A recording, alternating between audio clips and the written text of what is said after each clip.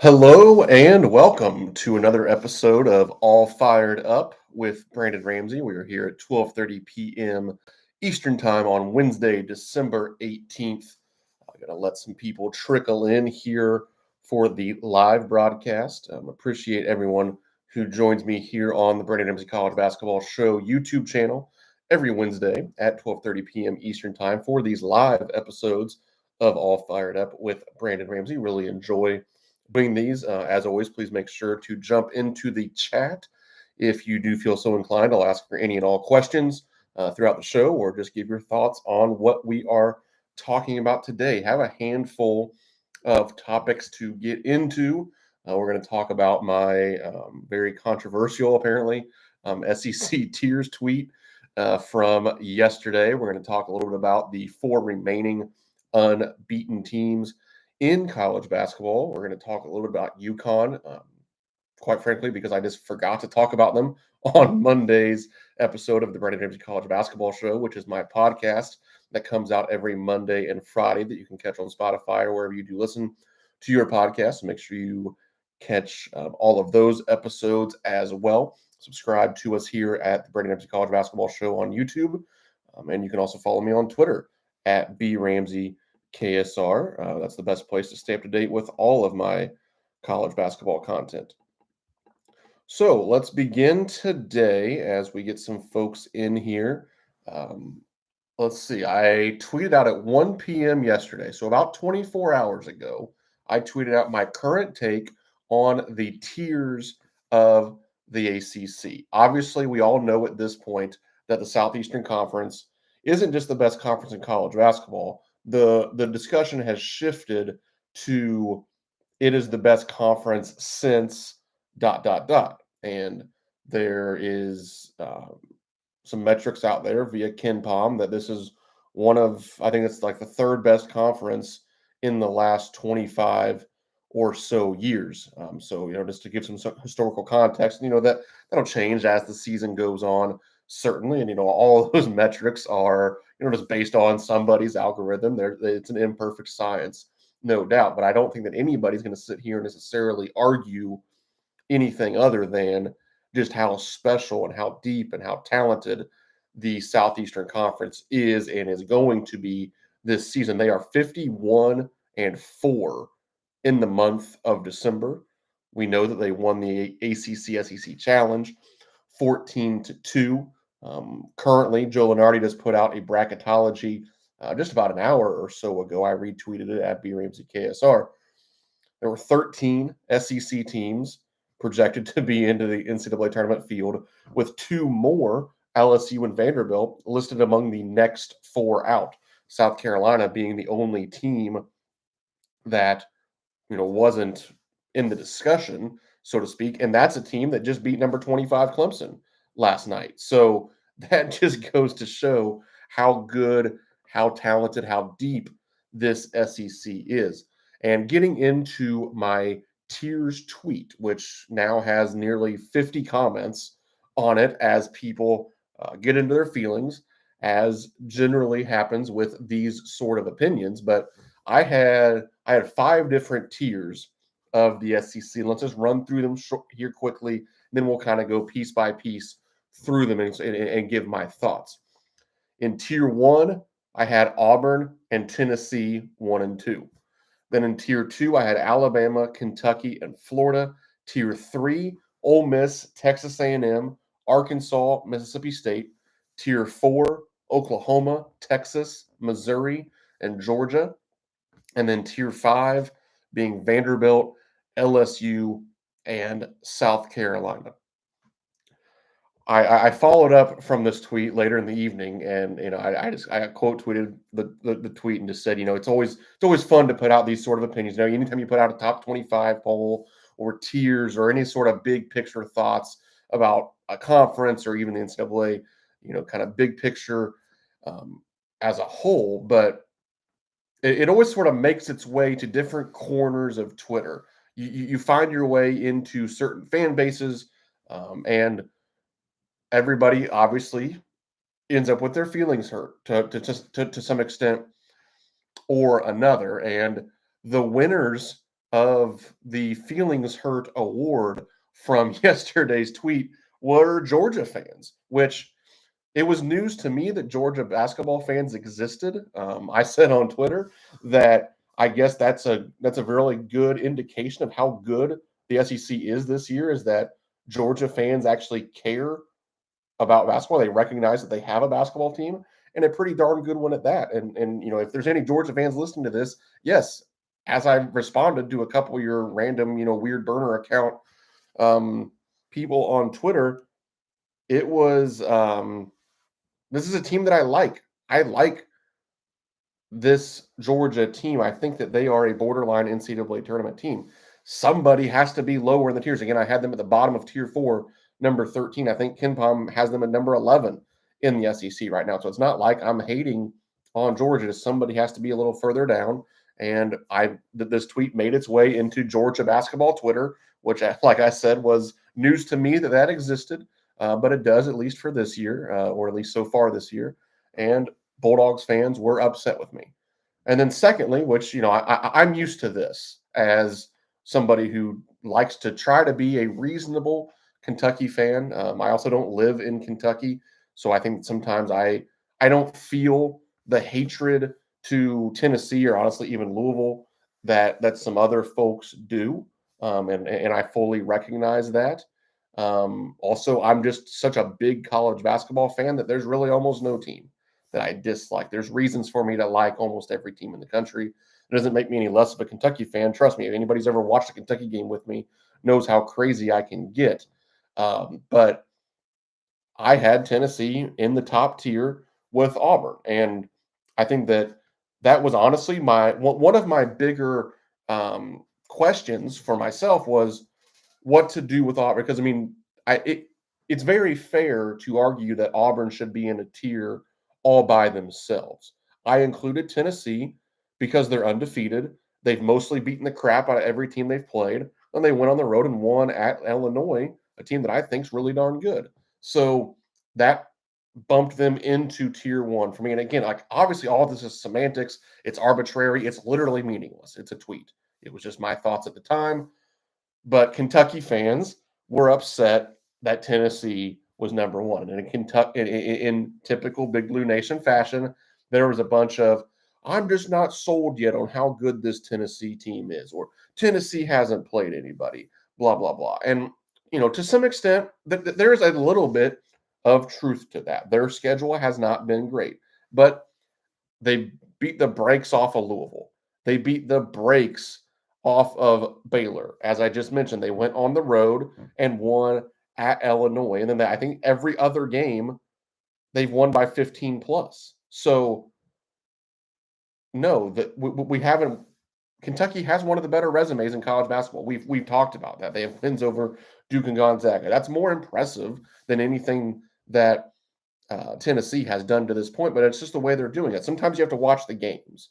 And when I watch the games, I see the best defense in college basketball, and I see an All-American in Chaz Lanier, and I see a team that's mostly dominating people. That's tier 1 to me.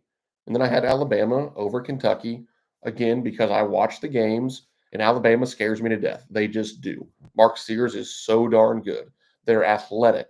I think that some of the length and the athleticism and just the dribble penetration, the rim pressure that they put on you on the opposing defense, I'm not sure that's a great matchup for the Cats.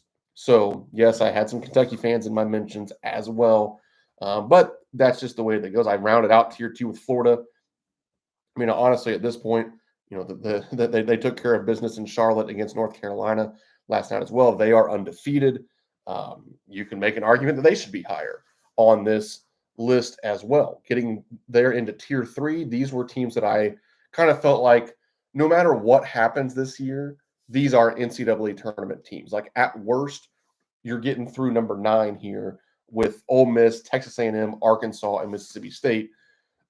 These are teams that I think are borderline top 25 teams in the country. Those that listen to me know I'm not the biggest Texas A&M fan historically, but they've been impressive so far this year. I think they're another team actually that's in a category of not the greatest matchup for Kentucky. That's a different conversation, probably for a different show down the road. I think Arkansas is a team that probably has as much upward or downward mobility of anybody in this tier. That's why they're pretty much right in the middle. I think that I've talked a lot about this season. I think John L. Davis at some point has to be the All SEC player on this team. He has to be the best player on this team. If you're being led by a Adu Fierro, Boogie Flan, DJ Wagner, I just think there's a ceiling on how good you can be. Even though Arkansas has shown that those guys have outstanding years. Like that's not a backhanded compliment. That's not throwing shade at anybody. I just think it's true that look at the careers these guys have had. If John L. Davis isn't the best player on this team, I don't think it's a top half SEC team with how good the SEC is. But if he gets to that point and everybody else keeps playing like they are, then all of a sudden you're talking about probably a top 5 SEC team and probably a top 15 to 20 team nationally for the Razorbacks. So I think that it'll be really interesting once you get into the year.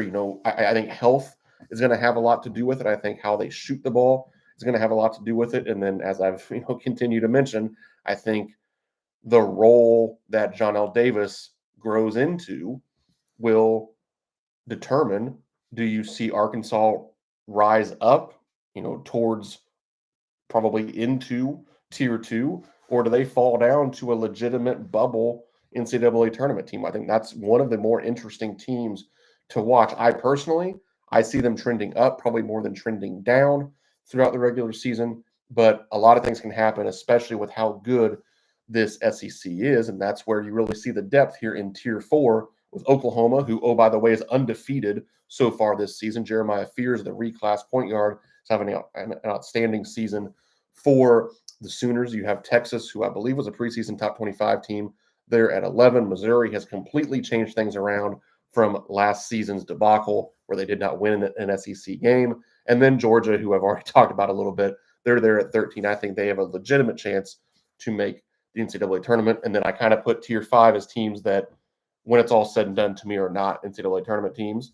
That's the way they sit today, and I think that's the way they'll continue to sit and probably separate throughout the year. And that's Vandy, LSU, and South Carolina. So certainly, feel free to sound off in the chat your thoughts on my SEC tiers. You can give your own opinions, who should be higher, who should be lower.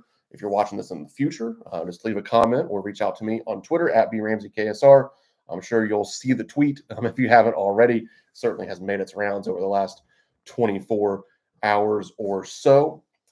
As I said, I wanted to also give some shout outs to the 4 remaining undefeated teams. Technically, we've already mentioned 3 of them because 3 of them live within the SEC. Utah State lost to UC San Diego last night. They were the 5th remaining undefeated team, but now the Aggies drop one to a UC San Diego team that's actually really good in and of themselves. They're now 10-2 on the season. We'll begin with the Drake Bulldogs, though. This is a team led by Coach Ben McCollum, who came from Northwest Missouri State, where he won 4 Division II national championships, and now 4 of his 5 starters at Drake are guys that played for him last year at Division II Northwest Missouri State. I'm close to the coaching staff, Paul Casaro at IU Indianapolis. He has kind of a similar move from UIndy to IU Indianapolis.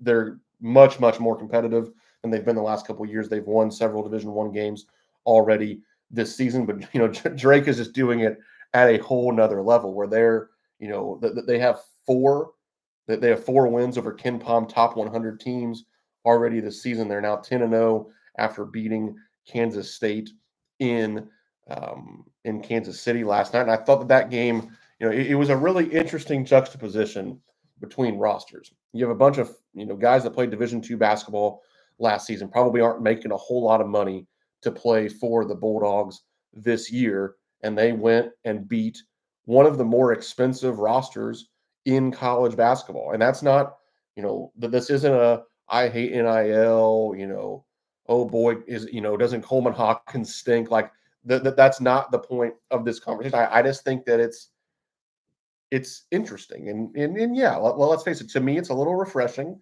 to see a team like that come through. And, I'm sure that there's, probably like the 5th highest paid player on Kansas State. It's probably making more than Drake's roster combined. But, like I said on Twitter last night at B Ramsey KSR, winners win.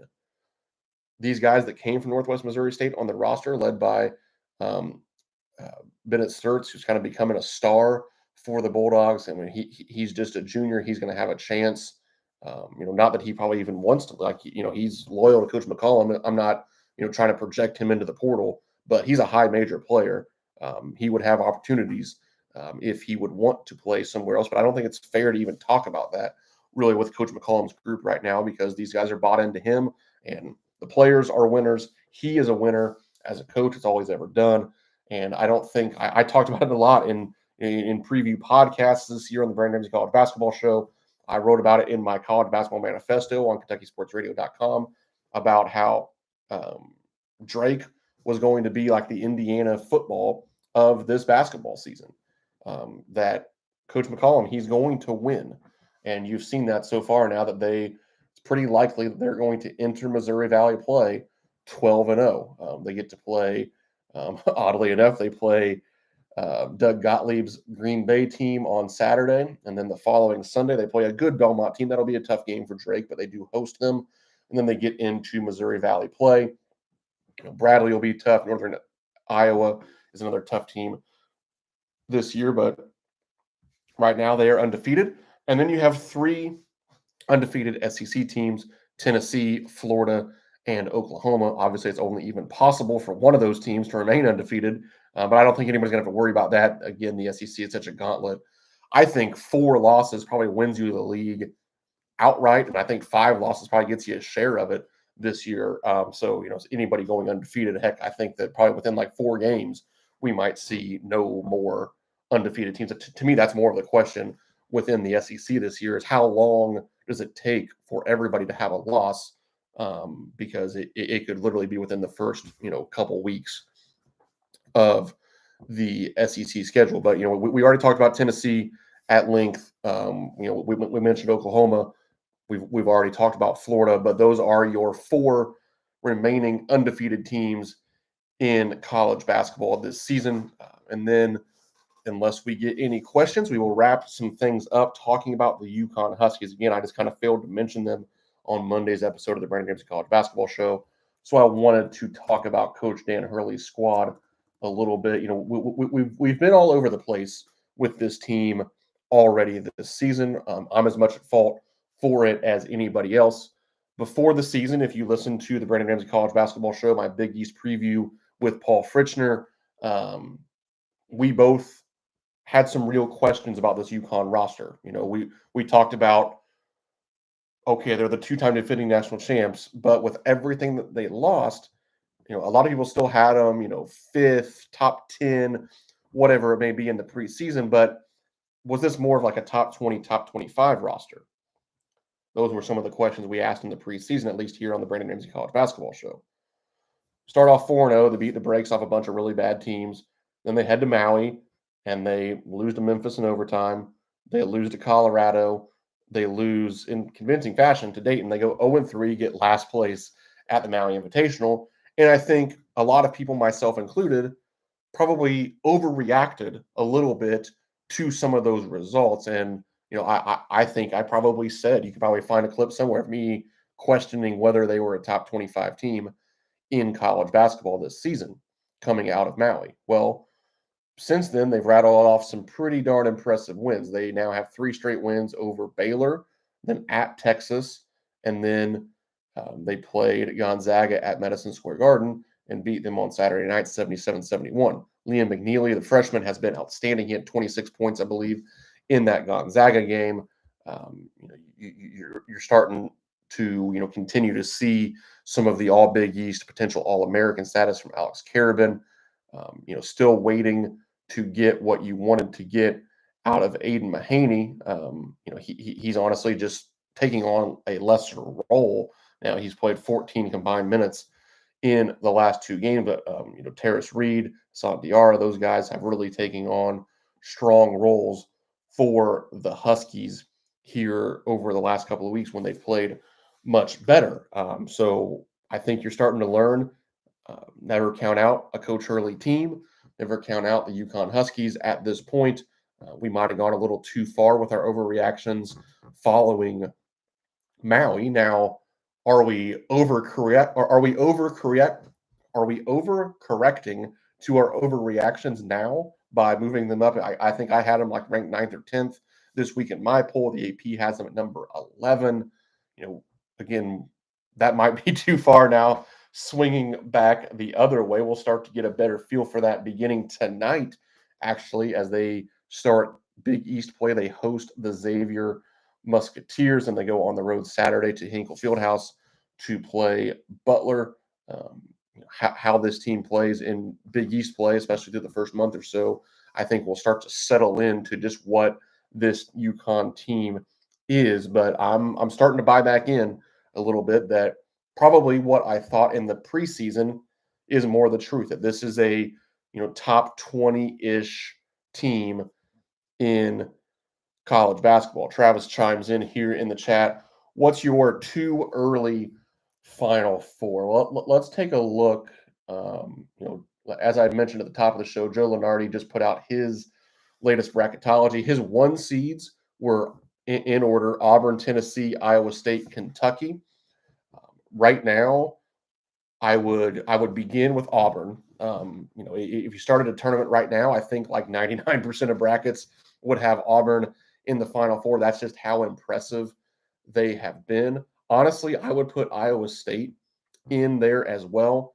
I've talked about on this show, on the Brandon Ramsey College Basketball Show, different platforms, that what I like so much about this Iowa State team compared to the last couple of years is that they still have that patented elite defense. But then, Taman Lipsey and these guys offensively are now at a different level than they've been the last couple of years. This is a team now, I'm pulling it up real quick on KenPom. They're actually better offensively than they are defensively in the metrics. They have the third best offense and the eighth best defense. Kashawn Gilbert has emerged as an All-American this season for the Cyclones. So I would have them in the Final Four as well. Just as a blanket statement, you got to figure out how to get one other SEC team in there. I think you're looking at Tennessee, Alabama, Kentucky. I probably lean towards Alabama from that group. I still, as my mentions were blowing up, I don't necessarily disagree with some of the people that were talking about Tennessee and how they still need to prove it, maybe at a little bit higher level. Can Chaz Lanier really be the go-to scorer that carries you to a Final Four? If Dalton Knecht couldn't do it last year, I'm not sure if Chaz Lanier can do it this year. Now you add in, another year as a Kai Ziegler, you have Igor Milicic, but we've talked about, Tennessee also, lost some veteran guys from last season as well. So I would lean towards Alabama and Marcus Sears to get back to the Final Four. So far I've had Auburn, Iowa State, and Alabama. If I'm taking, more of a wild card, and this wouldn't be a very good wild card, but I probably look at a team like Kansas.